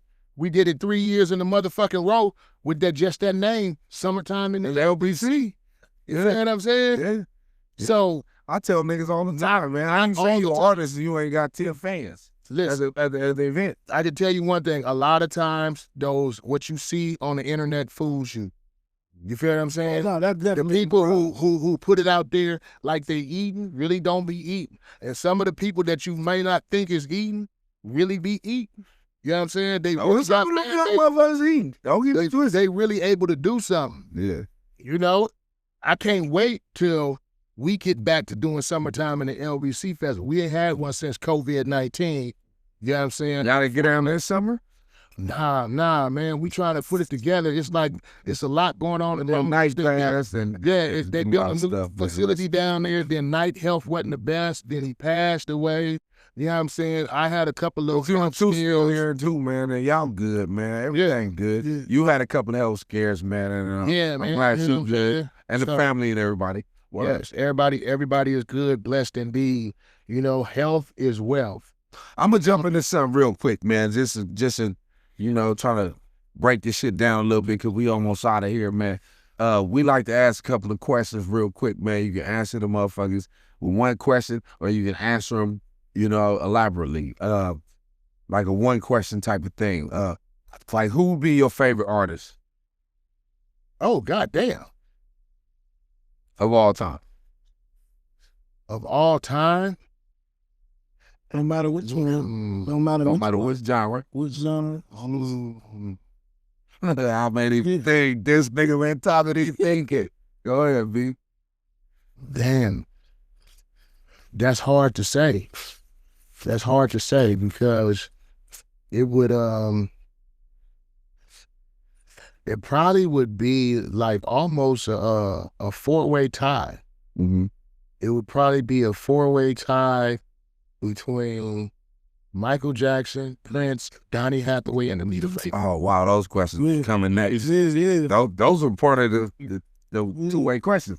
But so that was good. I like Donny Hathaway. I'm a Because diehard Michael Jackson. you did R&B, you did pop. Okay, that was dope. Yeah, see, Go ahead. I think I'm gonna have to probably if we doing a Mount Rushmore with 5 people up there. No, we said one, but go ahead and do your 5. Oh, but I was gonna stick my black ass up there.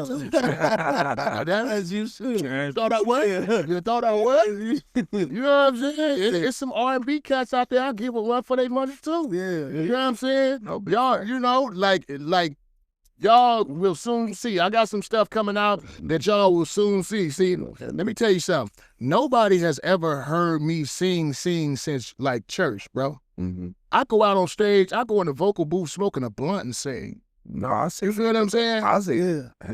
Now, once I decide to do like what some of these real singers do, give me some vocal coaching, Some lemon, some Yeah. and start head over the heat, start doing them little exercises. You know what I'm saying? I feel for a lot of cats because I can, you know what I'm saying? I come off the natural, just bam, on the spot. You know what I'm saying? And can hold a note with the best of them when a lot of them can't. You know, so I'm eager to really show my music versatility coming up because I got some stuff to where I really push the boundaries. I push the envelope. You know, I named those people Michael Jackson, Prince. You know what I'm saying? Anita Baker, Donny Hathaway. That's all my favorite. I also create music like those people too. You know what I'm saying? And what I mean by that, I mean as far as the broadness. Man, that's why I had this nigga on here, man. I know this nigga gonna elaborate, man. Man, let me jump to this next one, man. If you was a superhero, who would you be? God damn. I gonna get you niggas. Oh, I see Action Jackson. Yeah. You get a class. Superhero. We're gonna be super Bo-Roc. Go ahead. Yeah. It will probably be I mean, shit. I can't nobody want Superman. Superman, goddamn it. It'd be the nigga who can't get one. Hey, You know what I'm saying? who is your favorite athlete of all times, whatever sport? My favorite athlete of all time? Kobe Bryant. Kobe Bryant is my favorite tennis player. Kobe Bryant. Kobe Bryant is my favorite basketball player. Kobe. Well, I don't know if I gotta ask you, Michael Jordan or Kobe. Kobe Bryant is my LeBron or Kobe. Kobe Bryant is my favorite soccer player. I got one. I got one for you, What's nigga. your favorite team with Yeah, Lakers. I got one for you. Bo Jackson or Deion Sanders. It gotta be Bo Jackson because that's where my name comes. Little do you know. You heard? Remember the commercial? Bono. Bo's new. That's how my name came from. I used to be the little smart kid, knew a lot. You know what I'm saying? And they used to call me Bono. They go Bono. You know, so you named a few people, but I'm gonna give you just 2. Prince or Michael Jackson?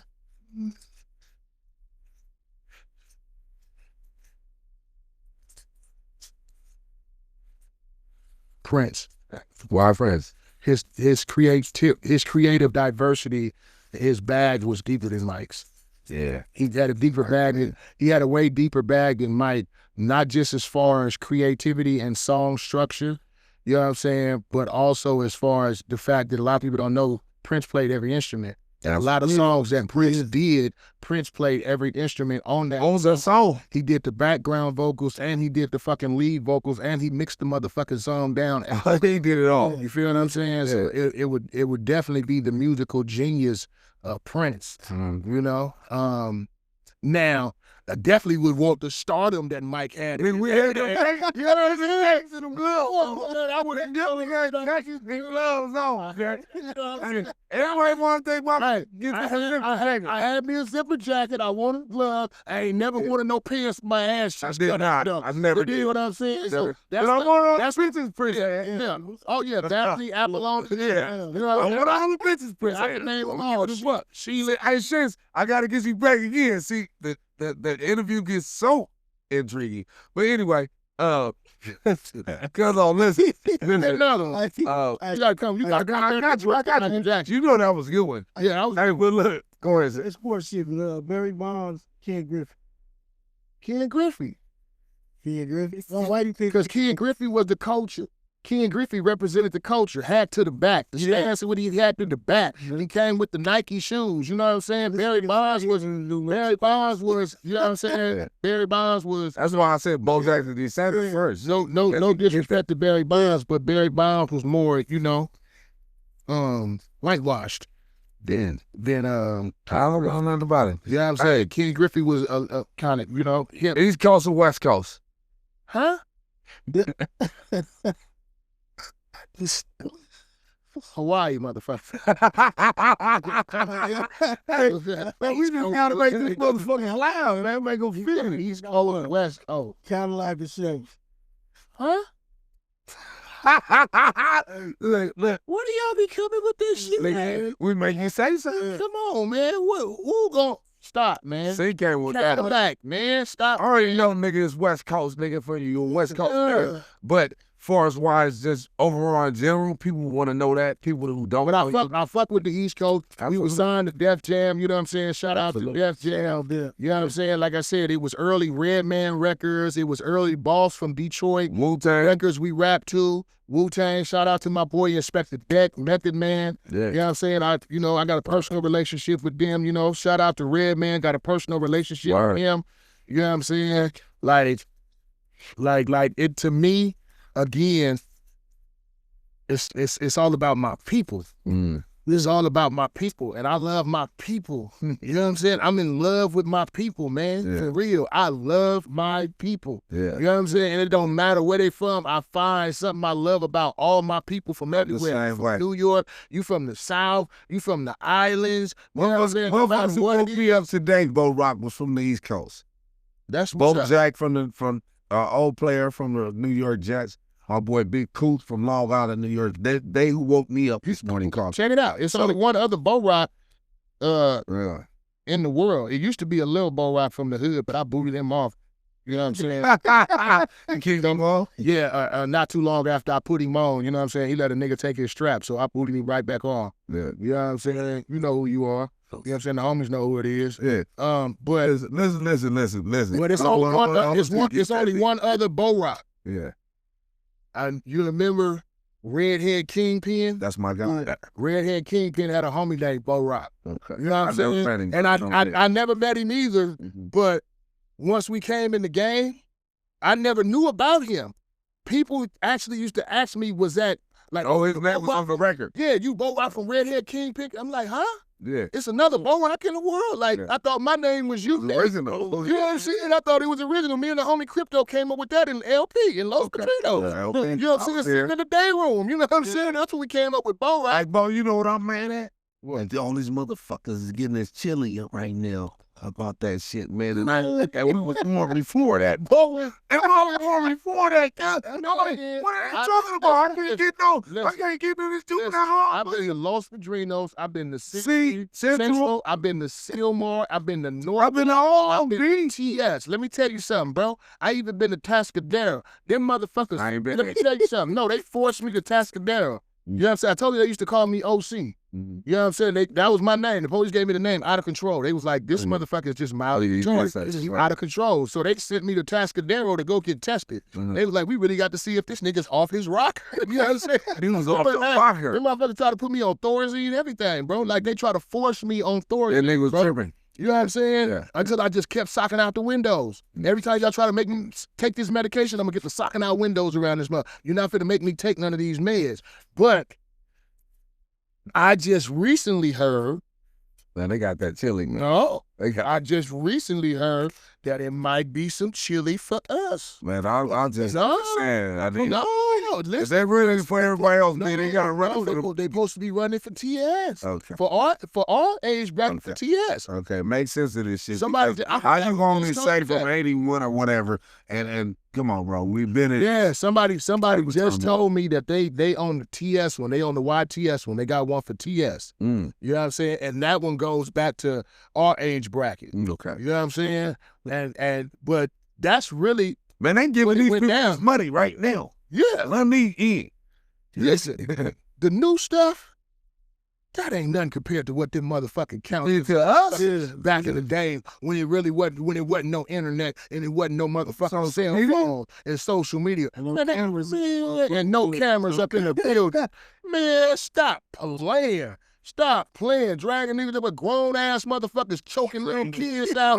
Dragging you in fucking room so big, bro. Niggas beat your ass if you to make them your bed. Listen, I see a motherfucker get snatched up off the toilet in the middle of shit. Get your ass in. Shit dripping out of his ass. Picked his ass up by his neck and took him back. Just grabbed a white boy by his neck and lifted him up. I'm like, man, like they used to treat us bad. They used to treat us bad. Man, bro, it's so much I can sit here and chop it. You know, I chop it up with you for hours when we talk on the phone, whatnot be. Yeah.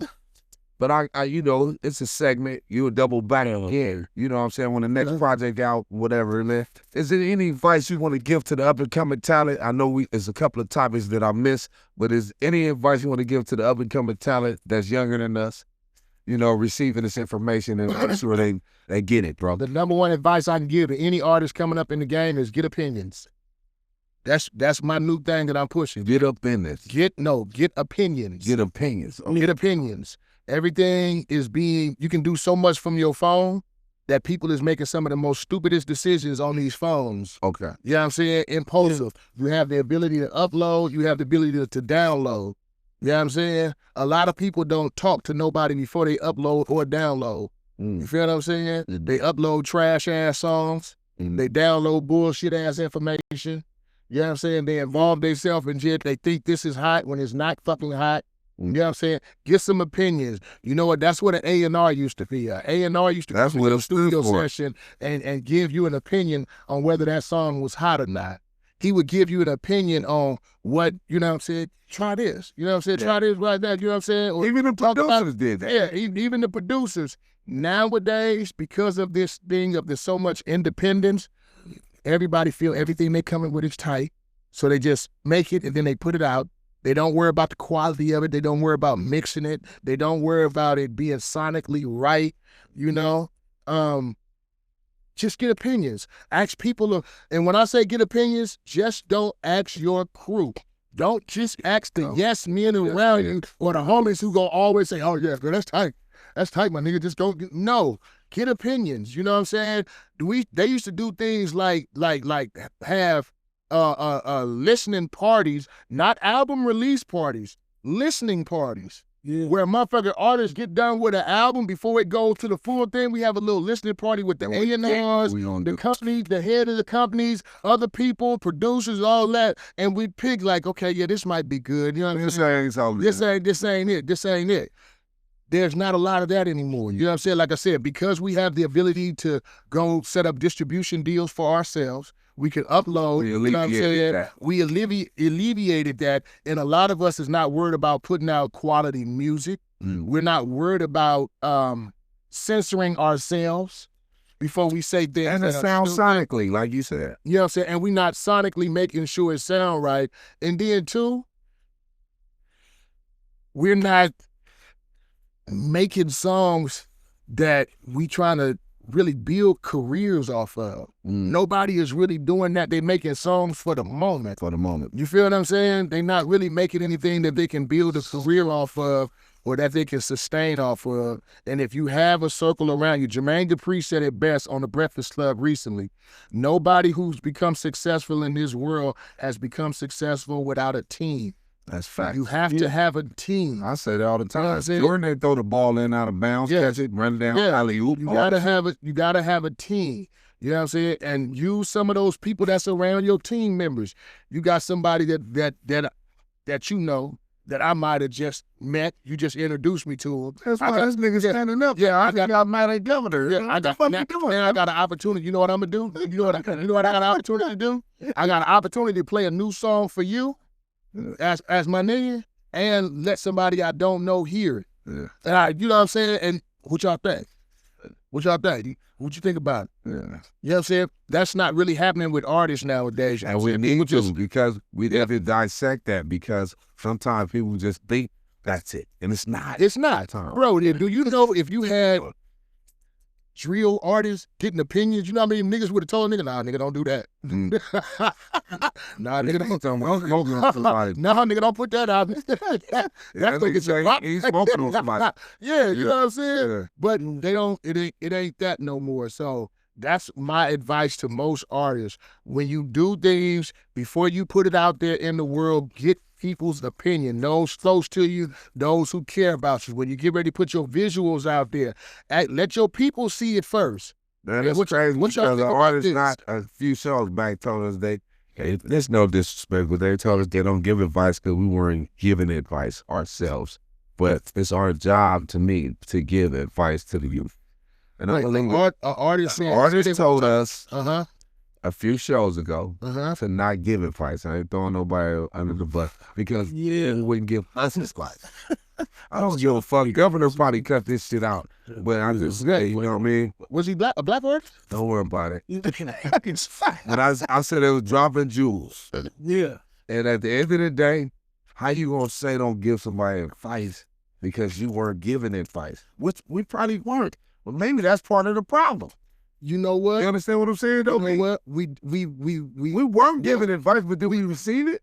No. Now, see, I understand kind of their point, because when the West was popping, it was a lot of jealousy and hate going on in the rest of the industry. Mm-hmm. So we didn't have a lot of people coming to us trying to see us. They wasn't watching our back, bro. They went to try to see us continue to go on and thrive. So I understood the artist that said it. Yeah, I understood that aspect of it. Too, see. No, y'all laughing, singing, but I understood the artist too.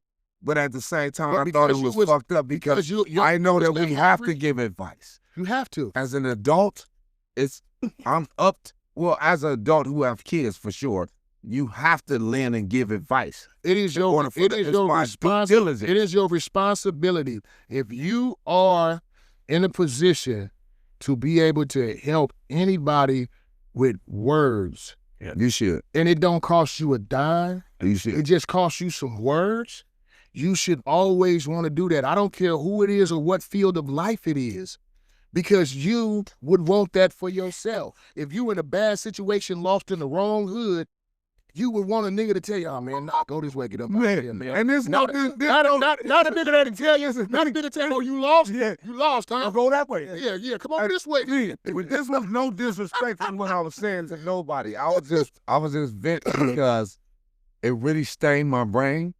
And I think that we have to lend advice in order for the next person to be better. I think you got to give advice just so even if the shit is going wrong right now, I think it's best that we give some good advice to kind of get it going back in the right direction. To deter somebody from a wrong path. Well, right now, and this is why I push that I love podcasts so much. Yeah. Little do a lot of y'all know, y'all are the new A&Rs.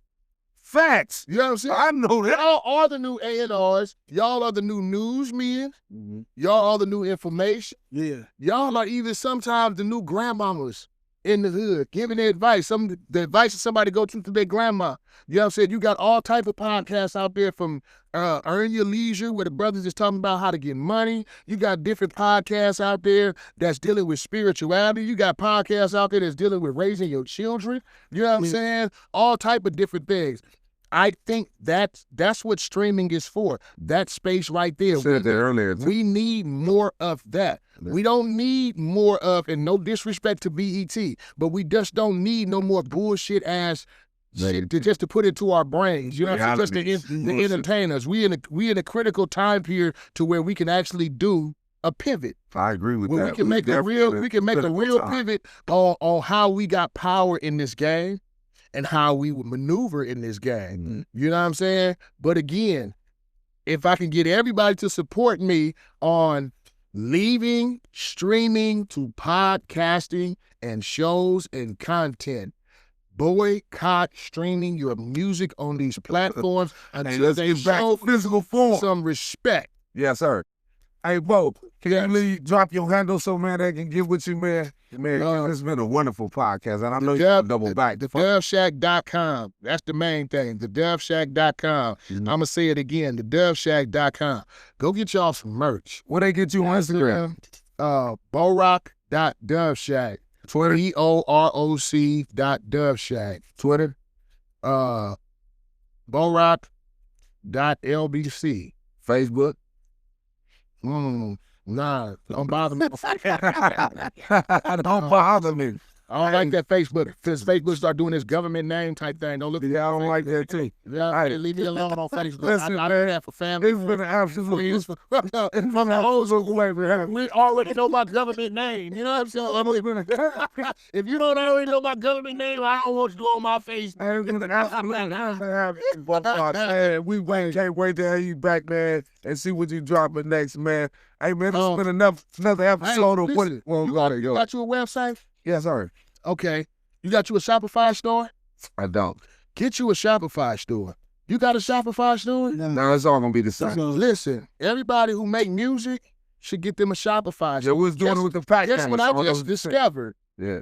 That you can sell your own music and your Through video Shopify. through Shopify out your Shopify. No, I know that. I know that. Yeah. So literally, you have the ability to engage directly with your fans on everything. 99, go back to 99-cent downloads. You know what I'm saying? For a single, $9.99 an album. The only place you be able to get it is from my website. We finna drop the new Dove Shack album. I got a new Bo-Roc solo album, and I got a Long Beach compilation that's finna come out with a bunch of artists. You're only gonna be able to get it at thedoveshack.com. It won't be available no place else. I know we didn't get into that topic too tough, man, but I learned Spotify and shit from Daz. But long story short, I gotta bring you back, bro. Let's go to the radio, man. You heard? Let's go to the radio. Go on, man. Hey, man, this has been another episode of motherfucking What It Do in the City, man. I'm Mr. T. And I'm Cousin C. And if you don't know, now you do know, and you do know that. Bo-Roc in the building. Yeah. Boom. Like, subscribe. You bitch. Yeah.